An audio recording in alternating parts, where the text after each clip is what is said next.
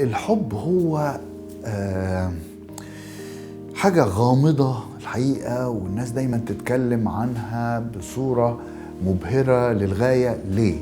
لأنه لما بنختبر هذه المشاعر تجاه آخر، لو افترضنا أن الحب هو مشاعر وهو ليس مجرد مشاعر، هو أكبر من كده بكثير، لكن كلنا بنتمنى أن احنا يبقى لدينا هذه المشاعر، لأنه لما كنا في لحظة ما وقت ما من حياتنا لدينا مشاعر المسمى حب، اللي هي علميا بتسمى التأجج العاطفي، كنا مش بس عندنا مشاعر طيبة للآخر تؤدي إلى سلوكيات طيبة تجاه هذا الآخر، لكن إحنا بنشعر بتوازن نفسي رائع لما نبقى في حالة حب.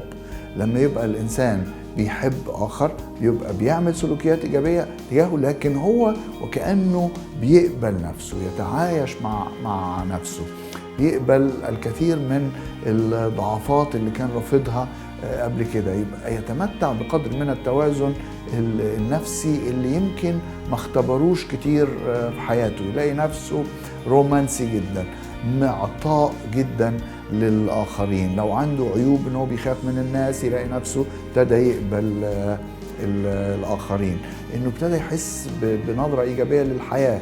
يمكن معتاد ان انا انظر للحياة بنظرة فيها كآبة، لما ابقى في حالة حب ابص للحياة بصورة إيجابية، ابقى متطلع للغد.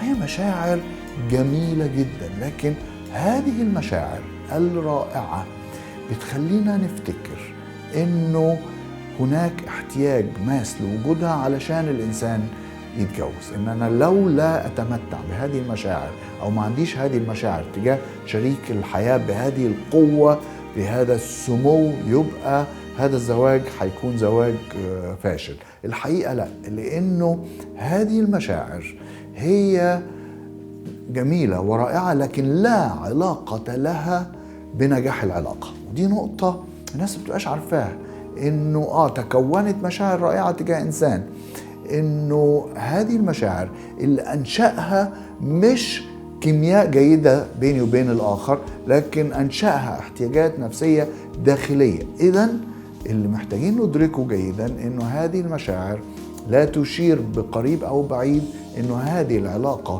التي يمكن ان تتكون مع الاخر ستؤدي الى ارتباط ناجح او زواج ناجح.